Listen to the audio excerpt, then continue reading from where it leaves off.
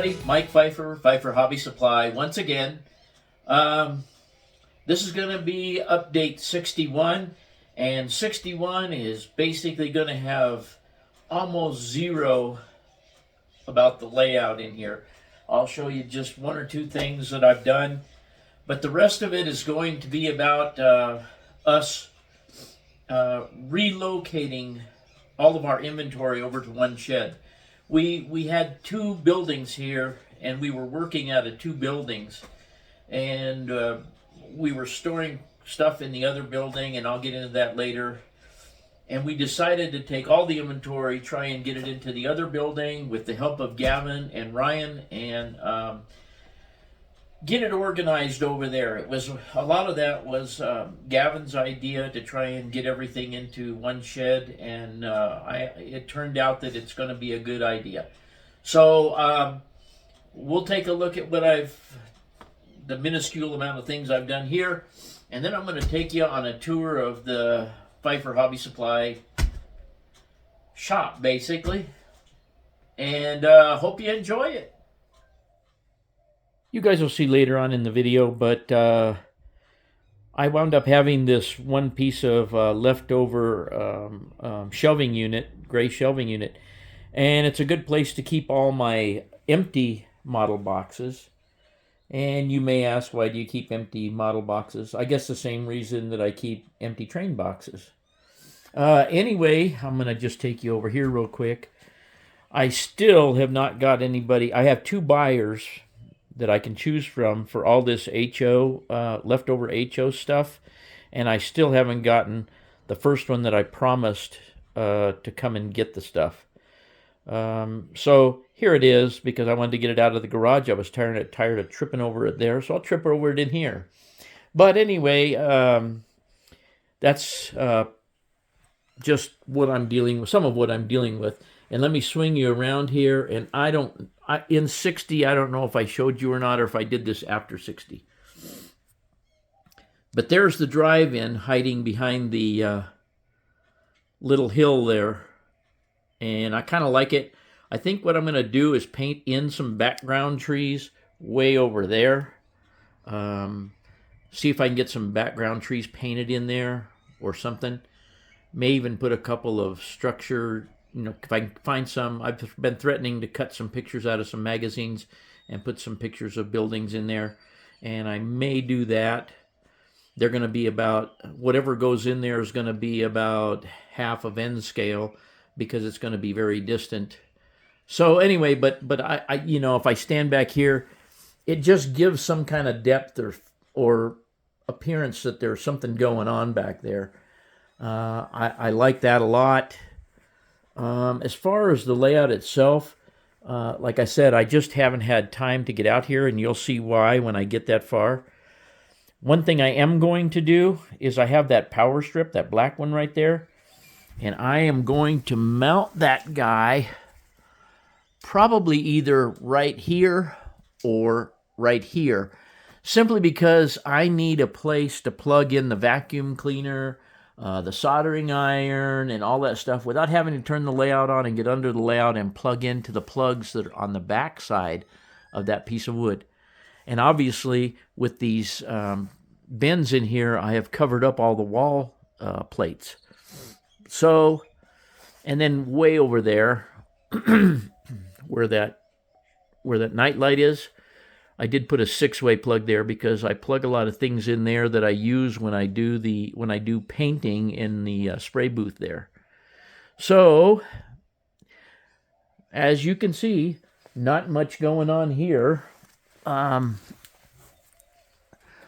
think I'm going to take you over and show you the inventory room, and just kind of explain what we've done. Okay, here we are in the inventory room. You guys have seen it, but let me go outside real fast. Let me walk you outside here if I can, and turn you around here.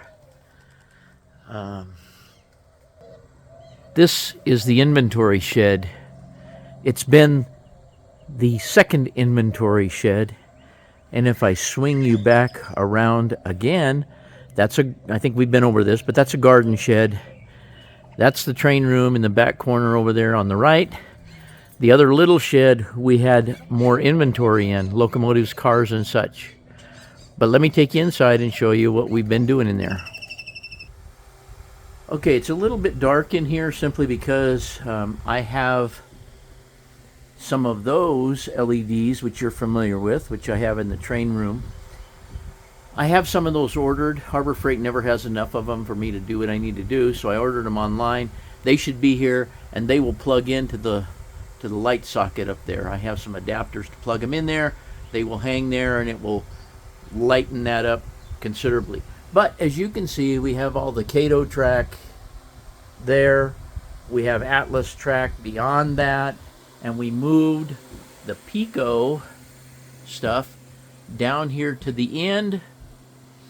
All of the flex track, and if we had cork would be down here at the end on the floor. We have extra flex up here. We have a lot of miscellaneous things, and the tortoise switch machines and Cato power supplies, and we moved the DCC stuff into here, which was in the other shed. It is all now here, and mostly DCC stuff and some miscellaneous Cato down there at the end, all the way down to here. We have regular power packs and such, and power supplies down there.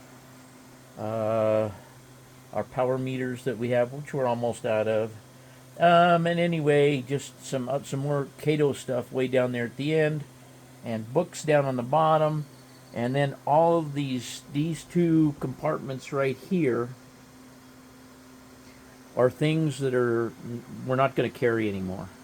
Most of it is things that either the people that manufactured it have passed away, or the businesses have closed, or something of that nature, or it's just stuff that we don't sell. So we're going to be putting some of that stuff on sale. I don't know when that will be. Let me walk around the corner here. Well, before I walk around the corner, obviously we have Cato structures up on top, and then Walther's kits all the way down. We have N-Scale Architect on the bottom. All brands of kits over here. We've got Tichy, we've got Microengineering, JL Innovations. I mean, we've got all kinds of stuff. Woodland Scenics built up models here, all the way down. Atlas structures, bridges, and so forth down there. If we keep on walking, now we're getting into Woodland Scenics scenery materials. Okay. And the prefab structures and the foam roadbed up there on top. If I swing the camera, and it's dark back here too, because there again we're in the light situation. Okay, all Woodland scenic scenery stuff, basically top to bottom. Arizona rock and let me back up some more. Arizona rock and mineral here.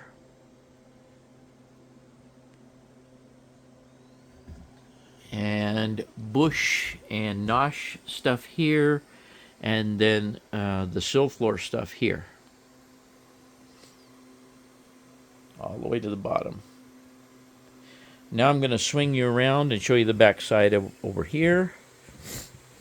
This is basically all different detail manufacturers, detail part manufacturers.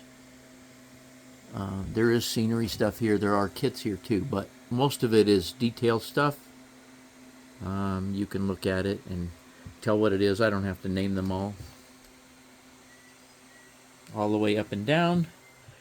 We have a space. We left a space right here because some of the N-Scale Architect stuff there, they're now bagging instead of boxing.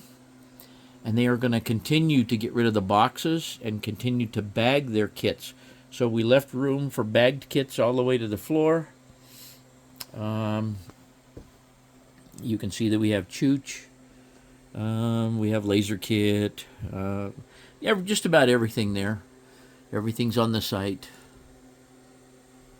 All the way down to the end with Ricks and Pike stuff.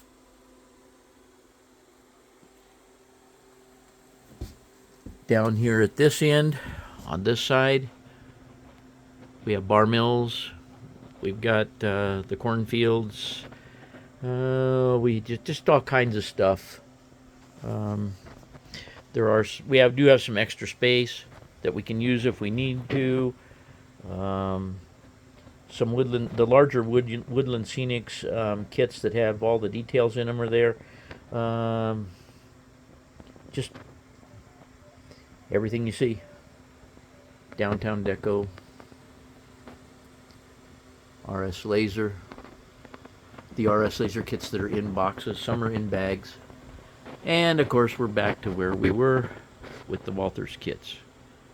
Now let me go on the other side of the rack. And you're going to hear my fan going in the background.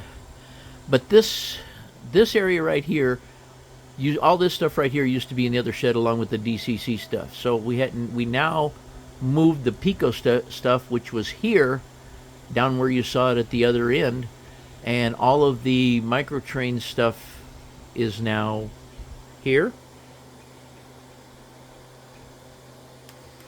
And all the wheel sets are in a row right up there. I guess if you're in someplace, Arkansas or somewhere.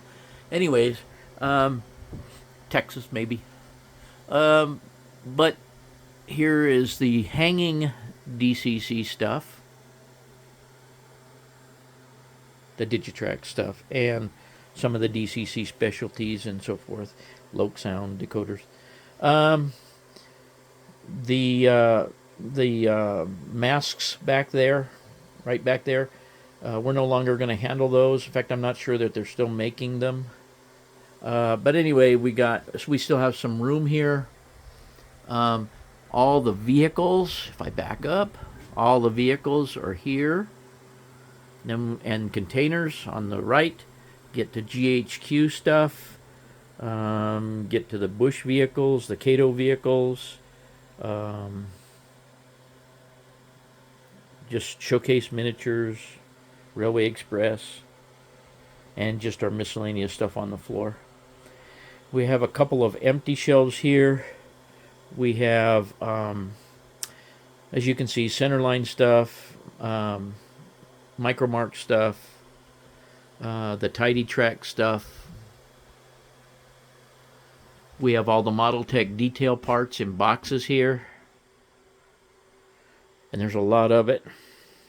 The ProTech signal stuff. Gavin's drink cup, which he didn't take out of here yesterday, apparently. We have some Trainworks stuff in a box there. Not exactly sure what that is. I think that's something he forgot to put away. But anyway, Micromark stuff down there on the bottom, the choppers, the car cards, the car boxes, all that stuff. Car card boxes. Now, down on this end, we have all the Just Plug stuff and Woodland Scenics cars and people. And the Atlas lights, which are very nice, by the way. Now, let me back up and show you the others from side to side here. Okay, starting here, we have Cato, all Cato locomotives and sets up at the top. Coming down, we have the vintage stuff starting there with the green dots. Well, just to the left of the green dots and then the green dots.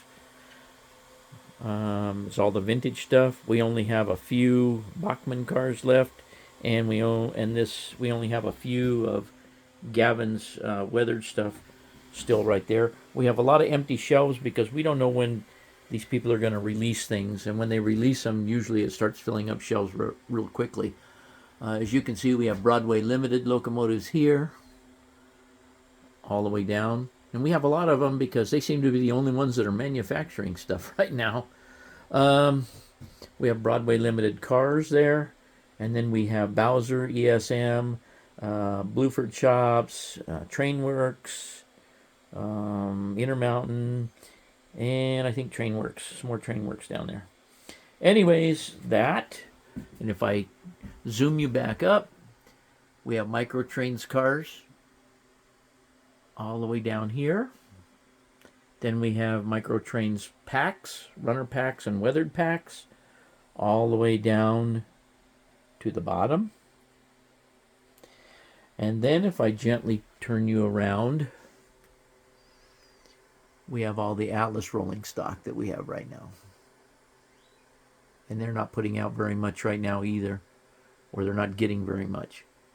And then the drawers there, I won't open them up, but they're still the same drawers that were over in the other cabinet. They're basically full of tools, drill bits, the little micro drill bits, all the drill bit sets, all the tool stuff is basically in those track cleaning supplies.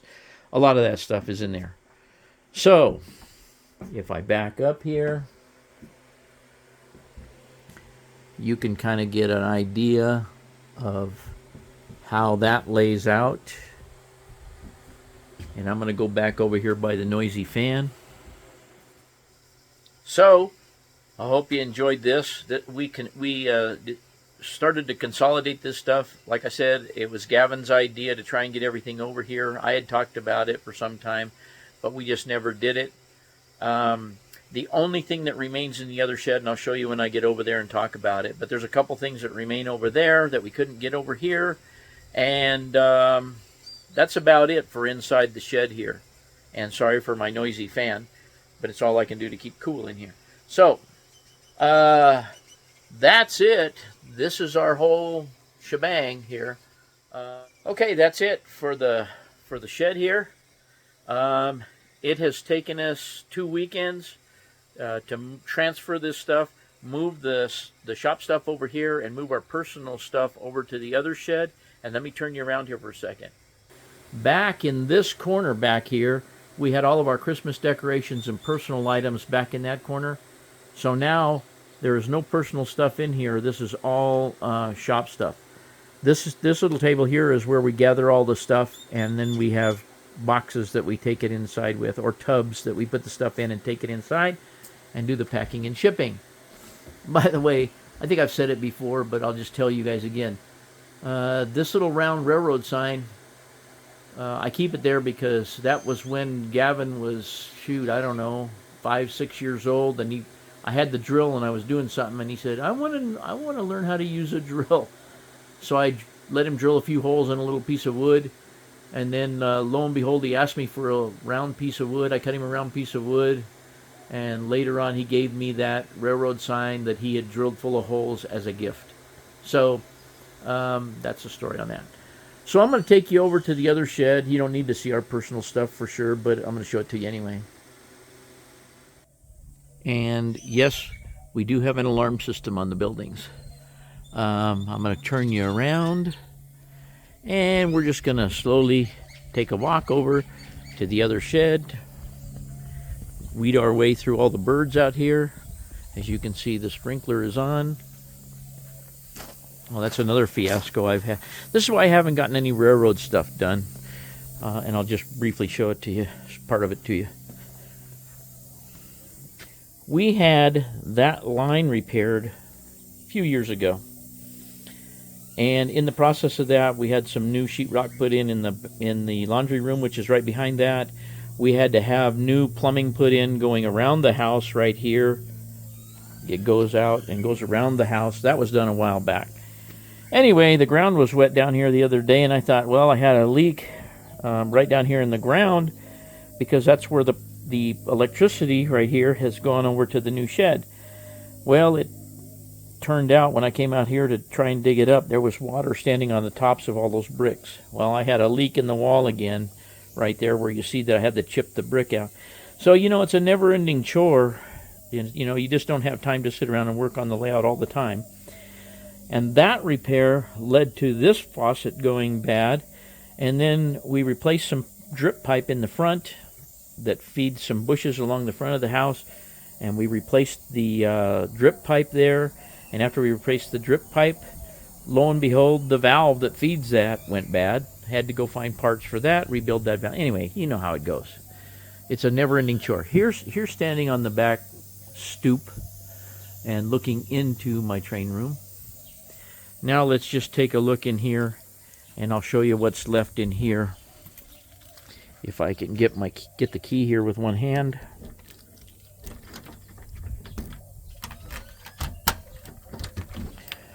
Open this up. Turn some light on. Now, you can see how bright these lights are in this shed. Anyway, to get back to train-related things and shop stuff.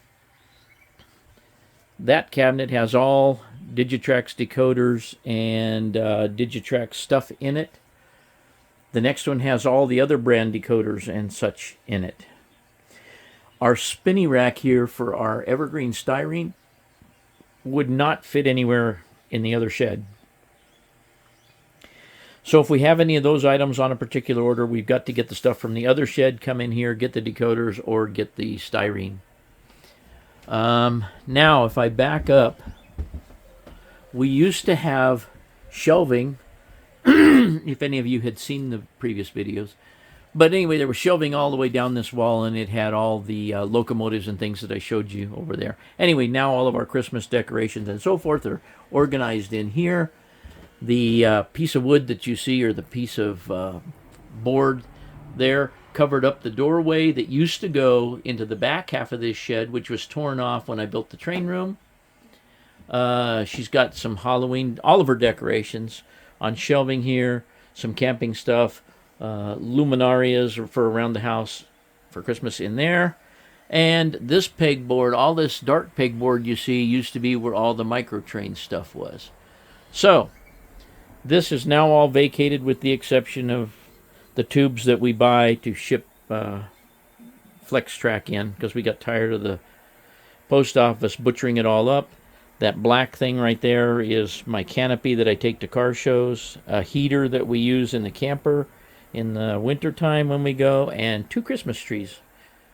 And let me get you away from me so you don't have to look up my nose. Anyways, that's about it. This is the room we moved out of and moved all the stuff to the other shed. And like I say, we just have these few things here that are still here. So, I hope you enjoyed this, and I'm going to show you one more thing in the train room before I go. I think I showed you guys these, but there's 2 race car sets here, and dang, if I had another shed, no, I'm not building another shed, but if I had another shed, I'd build a slot car track. But anyway, these were the last items that came from the ladies' estate that I took care of with all the HO, G scale, all O scale, N scale, all that stuff. Not the one that I purchased the locomotives from, but the previous one that I have been working on for about 2 years, a year and a half. But anyway, I'm trying to sell those, and I've got them on Next Door Neighbor and stuff, and we'll see if they go. But what I wanted to show you is I went to a car show yesterday, and there was a kid there that was selling model kits. They had a swap meet going on.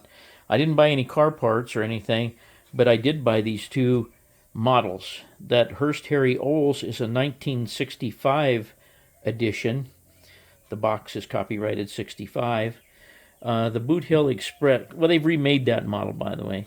And they've remade the Boot Hill Express, but the Boot Hill Express is a second issue, 1995 version. It's not that I'm that wild about the show car, but I always thought it was kind of neat. The Harry Olds, I never built one when I was younger. But anyway, I got a good deal on these 2 from the young man there, and he was totally into models, and he and I had a good discussion about car models and so forth. But anyway, that's all I got for you today. Well, everybody, that's it for the update this weekend. As you can see, I haven't had time to get out here and do a lot in the train room. But as I showed you, I do have some ideas. I did do a couple of little things. I'm trying to get up the guts to do the smooth it. And Gavin has some good ideas on that, by the way. So when I do the smooth it, I will show you those ideas. I guess that's about it for today. And by the way, I have the door open here, and the birds that you hear are not my CD. They are the actual birds outside. So it's a very nice day today. We have a star of jasmine plant out here. Real fragrant, sweet smell coming in here. Anyway, that's it for today. I hope you enjoyed the little tour and the little bit of stuff that I got done on the layout. But primarily the tour of the new storage area. And appreciate you guys being here. And don't forget to check out the vintage page. I'm adding locomotives today, as a matter of fact, sometime today. It will be a little while, but I'm going to get some on there. Anyway, hope you enjoyed it. And as usual, thanks for watching.